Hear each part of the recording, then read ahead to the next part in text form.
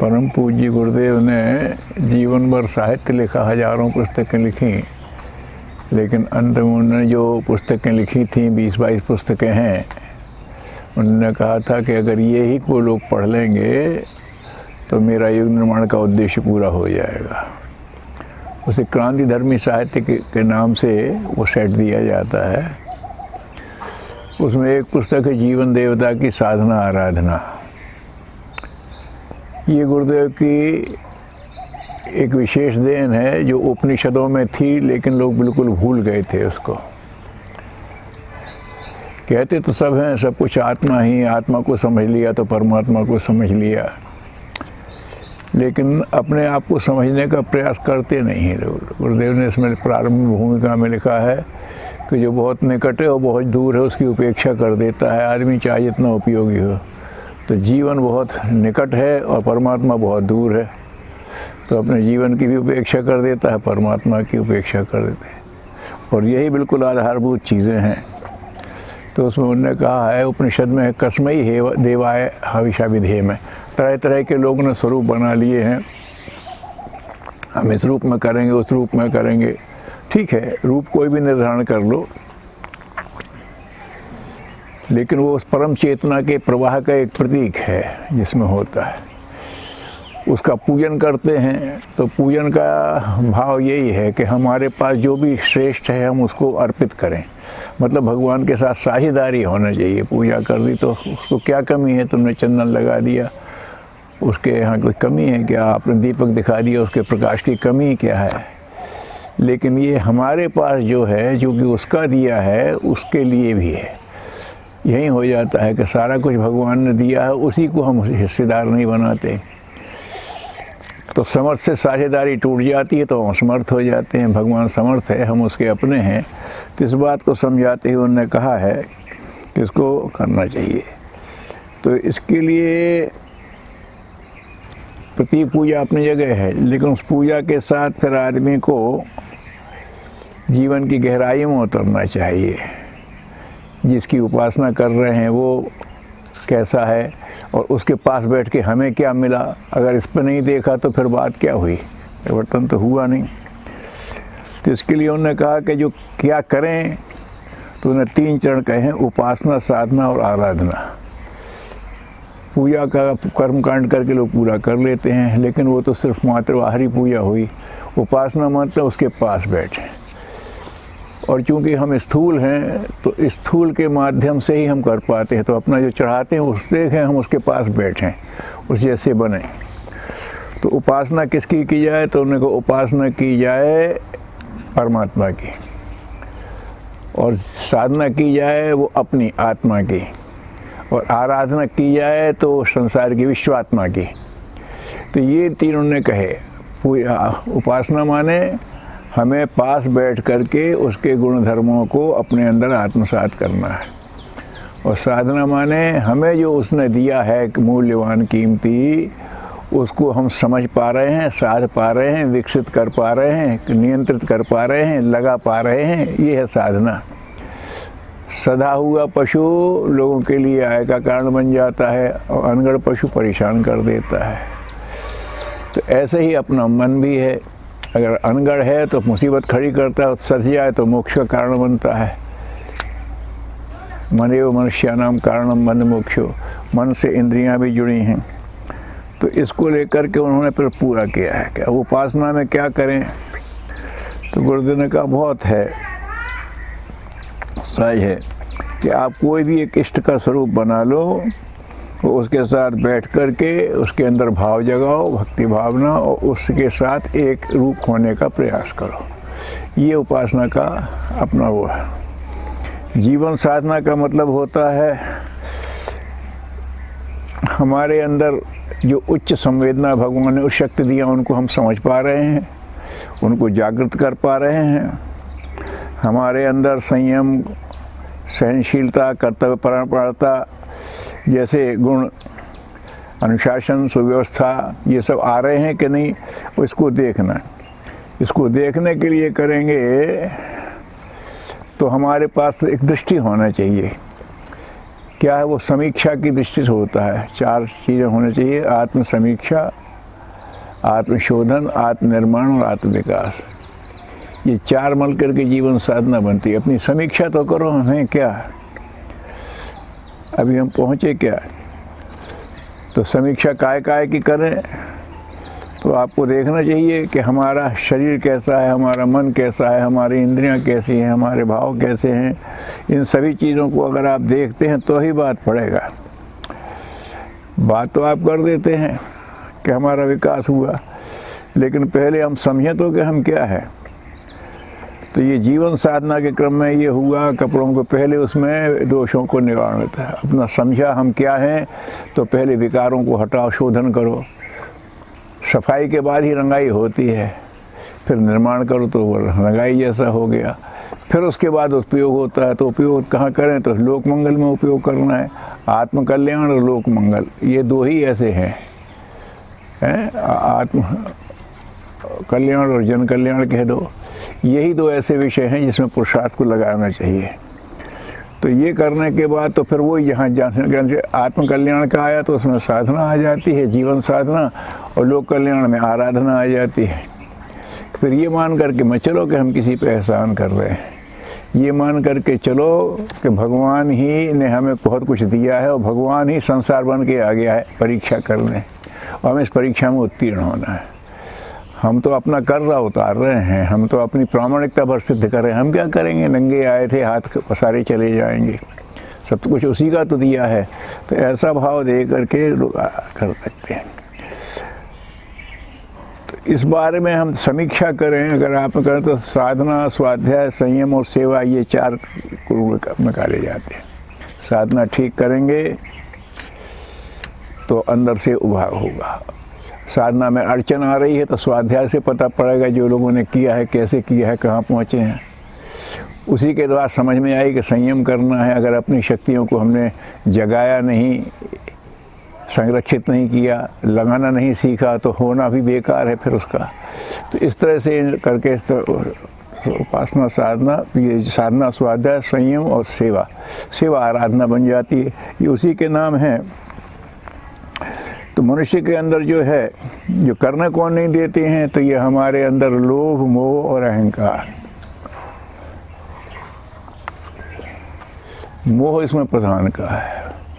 मोह जब वस्तुओं से हो जाता है तो वो लोभ बन जाता है, और मोह जब व्यक्तियों से हो जाता है तो वासना बनने लगती है, और मोह जब अपनी प्रतिष्ठा से, अपने उससे हो जाता है, अपने यश से हो जाता है, तो वो अहंकार बनने लगता है। तुलसी जैसे मोह सकल व्याधिन कर मूला, सारी रोगों का कारण मोह होता है। लेकिन उसको अगर छोड़ा तो उसने कहा मोह, लोभ और अहंकार ये हो जाता है। लोभ होता है तो वस्तुपरक होता है, हमें अमुक चाहिए, अमुक चाहिए, तृष्णा उसका फल है, तृष्णा। और मोह होता है व्यक्ति पर, तो वासना हो जाती है, तो चाहिए, इसके पास तो होना चाहिए। तो इन्हीं चीज़ों को लेकर के आदमी को करना चाहिए। अब इन समीक्षा को करें कि हमारे पास ये कैसे हैं। अगर हमने अपने आप को विकसित नहीं किया तो हम ईश्वर का अंश क्या मानेंगे। अगर ईश्वर का अंश अपने को मानेंगे तो सभी ईश्वर के अंश दिखाई देंगे। अब ये समीक्षा से हम वहाँ पहुँचे कि नहीं। तो ऐसे आत्म समीक्षा, आत्मशोधन, आत्मनिर्माण और आत्मविकास, ये विकसित है तो हमारी आत्मीयता विकसित हो रही है कि नहीं। हम अनुभव कर पा रहे हैं सारा विश्व एक है और हम सब एक हैं। कहना बड़ा आसान है, और भाई भाई में भेद करता है, छल करने की कोशिश करता है। कैसे कर लेगा आदमी। निज प्रभु में देखें, जगत के हिसन करें विरोध। तो ये बात गुरुदेव ने खोली है। तो जीवन ही एक देवता है, अगर इसको आप समझ लो तो सारे सध जाएंगे। कैसे कि चाहे जितने अच्छे ट्रांसमिशन हैं, अगर आपका रिसीविंग सेट है तो उसी में सब आने वाले हैं। जितने भी इष्ट हैं वो आपके ही जीवन में प्रकट होंगे। इसी में विष्णु प्रकट होंगे, इसी में शिव प्रकट होंगे, इसी में वो होंगे, आएंगे, वो अपना अंश देंगे। लेकिन बात ये है कि हमने अपना आईना मैला कर रखा है तो रिफ्लेक्शन करते ही नहीं फिर वो। इस बात को देखने की ज़रूरत है। इस बात को उन्होंने ये किया कि लोगों के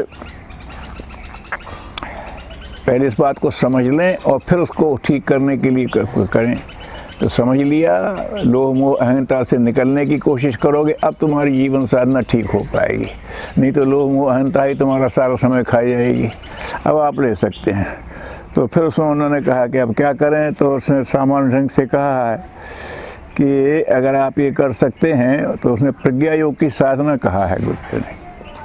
सारी साधना को मिलाकर के उन्हें प्रज्ञा योग, प्रज्ञा माने ईश्वरनिष्ठ बुद्धि, प्रज्ञानम ब्रह्म, परमात्मा से जो समझ आती है वही प्रज्ञा होती है। तो इसके लिए उन्होंने कहा कि पहला काम तो ये करो कि अपने को साधना के संपुट में ले लो। उसका उन्होंने दिया है सवेरे का ध्यान और रात्रि को सोते समय का ध्यान। उन्होंने आत्मबोध और तत्वबोध कहा है इसे। सवेरे उठे तो हमें जीवन मिला है। कैसा दिया है भगवान ने? अरे मनुष्य योनि दी है, और हाँ ये तो सबसे श्रेष्ठ योनि है। हाँ अरे वाह, तो भगवान को धन्यवाद करे जीवात्मा कि आपने हमें इस योग्य समझा कि मनुष्य योनि में भेजा। अब आपने भेजा तो हम इसको सिद्ध करेंगे।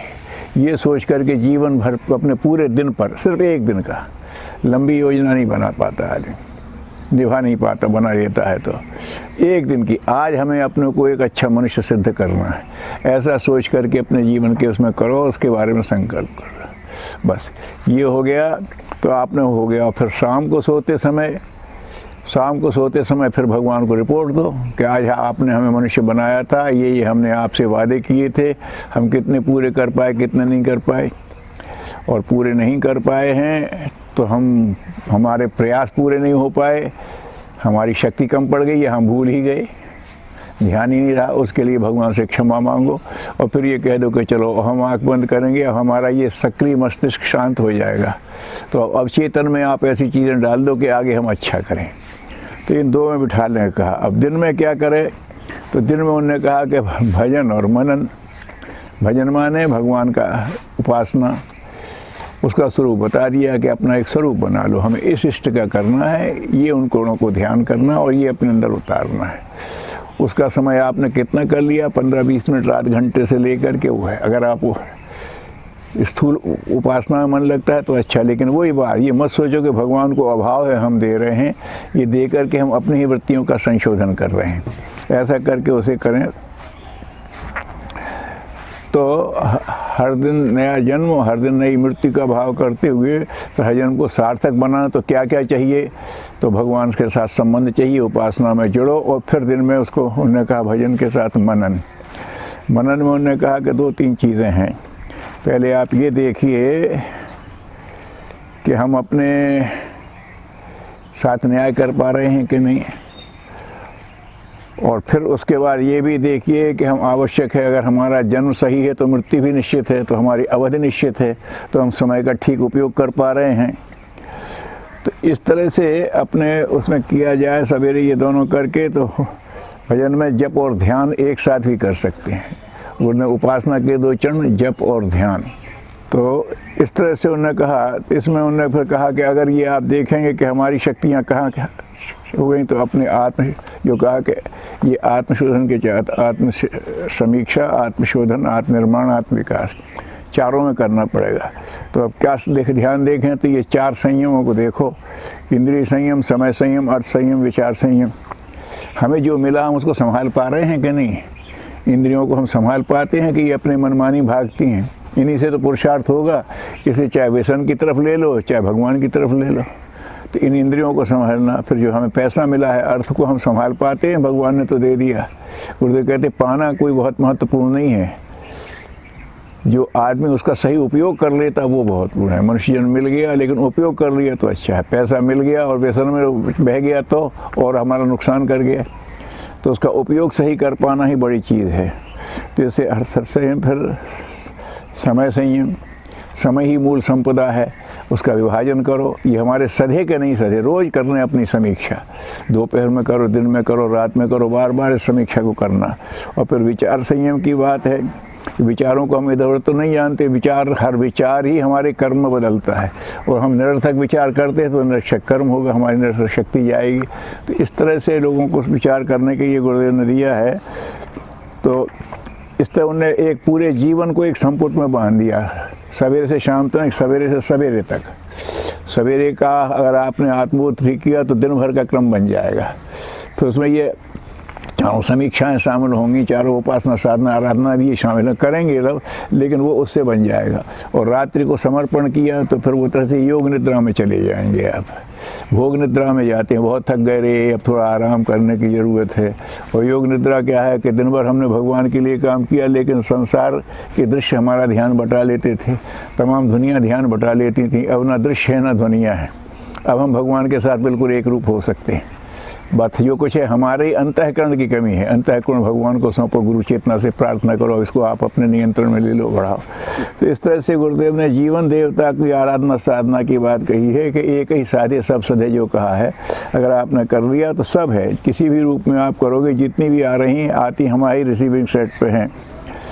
तो कुछ ऐसी हैं कि नित्य की साधना है, कुछ उनने साप्ताहिक कही हैं, जिसमें उन्होंने कहा कि कभी एक दिन कभी उपवास का निकालो, पेट को कभी आराम देते हो कि नहीं, वाणी को आराम देते हो, मौन का निकालो थोड़ा समय, है ना। ठीक है, दुनिया में रह रहे हो, ब्रह्मचर्य का भी एक निकालो कि भाई इतने समय तो हम पक्का ब्रह्मचर्य पाल के रखेंगे, क्योंकि अपनी ऊर्जा का तो संचरण उनसे ही होते हैं। तो मौन का करो। और एक विशेष और उन्होंने कही है कि प्राण संचय का प्रयास करो, उसको भी अपने उसमें लगा लो। कैसे? उन्होंने प्राणकर्षक ध्यान कहा था उसे कि बैठ जाओ और अनंत प्राण प्रवाहित हो रहा है सब जगह, पशु पक्षियों वनस्पतियों को सब वही प्राण धारा दे रही है। तो उसमें से हम संकल्प पूर्वक ग्रहण कर रहे हैं, भगवान का आशीर्वाद है, प्राण शक्ति आ रही है और हम उसे रोम रोम में धारण कर रहे हैं। अगर ये हो जाएगा हमारा, तो ये उपवास इसीलिए कहते हैं उपवास। हम भगवान में रहना चाहिए, नहीं रहते तो ये तो देखें, हमारा तो वास संसार में है, संसार का पदार्थ में रहे तो हम सुखी और नहीं तो दुखी। लेकिन उपवास में आदमी नहीं खा रहा फिर भी प्रसन्न चित्त रहता है, तो क्या है कि हम चेतना में के निकट थोड़े पहुँचे। उपवास हुआ, पूरा तो नहीं पढ़े, उसमें ब्रह्मचर्य उसमें शक्ति बढ़ाएगा, मौन उसमें शक्ति बढ़ाएगा, प्राण संचय कर लोगे फिर तो कहना ही क्या है। तो ये साधना गुरुदेव ने बताया। इसके लिए भी अपना समय निश्चित करो कि सप्ताह में एक दिन ये करेंगे, मौन करेंगे, अलग अलग कर सकते हैं। फिर ये कहा कि सब कुछ पर्व आते हैं, हम ज़्यादा तप तो नहीं कर सकते हैं, तो नवरात्रि जैसे पर्वों में उनमें कुछ कठोर तपश्चर्याएँ करो, कठोर जप करो। हमेशा तो नहीं कर सकते, लेकिन इससे क्या है कि जैसे आप कोचिंग क्लास में जाते हो तो सब भूल करके कुछ दिनों उसी में लग जाते हो, ट्रेनिंग में जाते हो सब भूल करके प्रैक्टिस में लग जाते हो। तो ऐसे जो पर्व हैं इसमें कुछ समय के लिए लगो, तो तुम हर दफ़े जब उससे बाहर निकलोगे तो तुम्हें लगेगा कि हमारी कुछ क्षमता बढ़ गई। हर ट्रेनिंग के बाद एक नई ऊर्जा आदमी को लगता है कि परेशानी तो हुई लेकिन हम कुछ विशेष बन गए, इस तरह से थे। तो इस तरह उन्होंने फिर कहा ब्रह्मचर्य पालन छोड़ रहा कि ब्रह्मचर्य पालन में उन्होंने कहा सिर्फ यही नहीं है कि आप इंद्रियों को समझ लो, अश्लील चिंतन भी मत करो, अपने शरीर की सेवाएं स्वयं करो, और ऐसे हिंसा युक्त पदार्थों का, चमड़ा आदि का उसका उपयोग मत करो, भले जैसे करते हो। तो इस तरह से उन्होंने ये किया है। अब उसमें बात आती है कि आदमी को अब आराधना आपने सब उपासना कर ली तो फिर आराधना बन रही है कि नहीं। उसका कारण यही है कि अगर आपने अपने संयम को पाला है, उपासना की है, तो शक्ति मिलेगी, संयम से सधेगी, तो फिर किसी अच्छे ही काम में लगेगी। सब आपको व्यसन करना नहीं, तो अपने आप फिर वो आराधना में लग जाएगी। गुरुदेव कहते थे कि गाय को खाने को ठीक मिल रहा है और स्वस्थ है तो दूध तो देगी, और दूध अपने लिए नहीं देती। ऐसे ही अब मनुष्य अपने जीवन को ठीक से जीता है, शक्ति क्षरण नहीं होने देता, तो उसके मन में एक परोपकार की परमार्थ की भावना उदय है। परमात्मा तो परमार्थ ही सिखाएगा, है ना। संसार स्वार्थ सिखाता है, परमार्थ सिखाता है, तो परमार्थ की वृत्ति बन जाती है। चिंतन में उत्कृष्टता, चरित्र में निष्ठा, व्यवहार में पुण्य, परमार्थ की प्रचुरता, ऐसे उन्होंने कह करके तो जीवन देवता की साधना आराधना से उन्होंने कहा है इसके लिए करो। और हम इसमें लोक मंगल का क्या काम करें, तो हम तो बड़े उपदेश नहीं दे सकते हो, हम कोई बड़ा लोगों की सेवा नहीं कर सकते हैं, लेकिन वो अपना जो मुट्ठी फंड निकालते हो ऐसे काम में लगा लो। सदवा के लेखन तो कर सकते हो, दो लोगों के साथ प्रेम से बैठ के बात तो कर सकते हो, जहाँ आपको सफलता मिली वो सूत्र तो उसे बता सकते हो, और अगर आप संगीतज्ञ हैं तो संगीत के का भी उपयोग करके दे सकते हो। तो ये उन्होंने कहा जीवन देवता एक ऐसा देवता है कि अगर इसको आपने संभाल लिया तो सारी देव शक्तियाँ इसके माध्यम से काम करती हैं। ये बहुत सुंदर गुरुदेव का दिया हुआ वो है, उपनिषद ने तो कहा है, जो कहा कि आत्मा मनुष्य अपना ही रिपु है, आत्मा ही अपना शत्रु बन जाता है, आत्मा ही अपना मित्र बन जाता है ना। तो स्वयं ही आत्मा अपना मित्र बन जाता है, स्वयं आत्मा शत्रु बनता है। मतलब जैसा वो चयन करता है अपनी शक्तियों का, वैसे ही होता है। तो ये जीवन देवता की साधना आराधना इसने कर ली, वो अपने जीवन को सार्थक बनाता हुआ महापुरुषों की श्रेणी में सहजता से जा सकता है। ओम शांति।